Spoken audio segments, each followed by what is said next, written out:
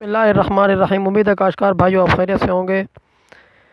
गंदम की फसल का खेत जो है आप देख रहे होंगे, ये सामने जो मेरा मौजूद है, ये सारी फसल जो है वो तकरीबन सारी तो नहीं गिरी है, लेकिन ये पैचेस की सूरत में एक साइड से या दूसरी साइड से इसके पैचेस जो हैं वो नीचे गिरे हुए हैं। ये गुज़िश्ता दिनों जो बारिश हुई है, बारिश के बाद इतनी ज़्यादा हवा भी नहीं चली, लेकिन ये गंदम फुल तैयार थी। मतलब खुराक की इसके अंदर कोई कमी नहीं थी, बिल्कुल इसके अंदर खुराक बिल्कुल जो है वो पूरी थी। तो इसकी वजह से या नाइट्रोजन की ज़्यादती की वजह से ये फसल जो है तकरीबन जो है इसके पैचेस तकरीबन ये पूरे एकड़ का प्लाट है, लेकिन इसके ऊपर तकरीबन 5-6 पैचेस के तो ऊपर इसकी जो है वो सारी फसल गिरी हुई है।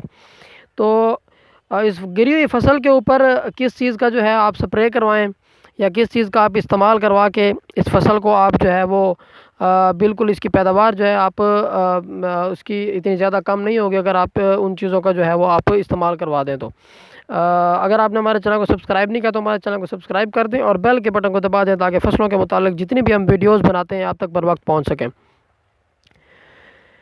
तो इस गंदम की कंडीशन आप देख रहे हैं, ये गिरी हुई है।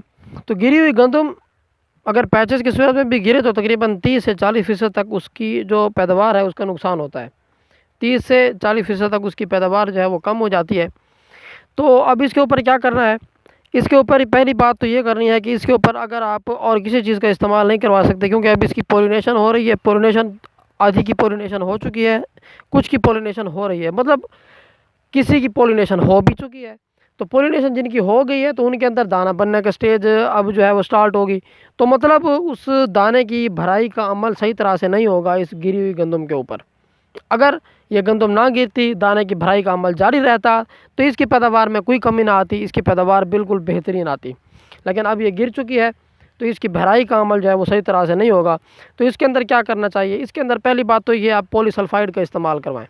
मतलब अगर एक दिन और बारिश नहीं आती तो आप ऐसा करें कि पॉलीसल्फाइड का जो सल्फ़र का मिक्सर होता है, सल्फ़र के साथ एसिड होता है, तो आप उसका इस्तेमाल करवाएं। उसके इस्तेमाल से कैल्शियम होती है उसके अंदर, तो वो फसल को 2 या 3 दिनों के अंदर जो है वो फसल को उठा देगी। लेकिन अगर फसल या गंदम के जो पौधे हैं ये ऊपर नहीं उठते, तो फिर इनके ऊपर उनको चाहिए कि वो पोटाश का स्प्रे करवाएं।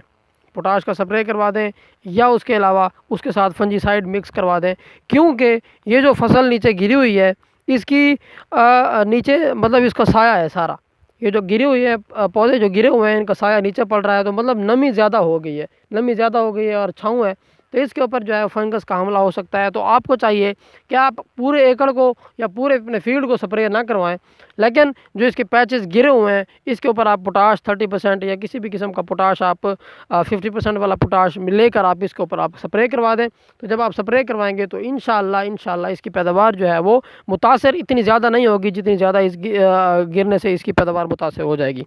लेकिन अगर आप फंजीसाइड का और उसके साथ पोटाश का मिक्स करवा कर स्प्रे करवा देते हैं तो एक तो इसके ऊपर फंगस का हमला नहीं होगा। और मैं ये बताता चलूँ कि फंजीसाइड का आपने स्प्रे किस तरह करवाना है। आप किसी एक प्रोडक्ट को ले लें, मतलब आप एज़ॉक्सिस्ट्रोबिन प्लस डायफेनाकोनाज़ोल के मिक्सचर को ले लें, तो उस मिक्सचर को आप जो जो पैचेस हैं उनके ऊपर स्प्रे करवा दें, जो पैचेस गिरे हुए हैं उसके ऊपर स्प्रे करवा दें, तो इंशाल्लाह वो भी आपको बेहतरीन रिज़ल्ट देंगे। मतलब आपका एक ही पैक है 100 ml का पैक है या 150 ml का पैक है, ठीक है, तो आपका वो पूरे फील्ड के ऊपर जो है वो काफ़ी हो जाएगा।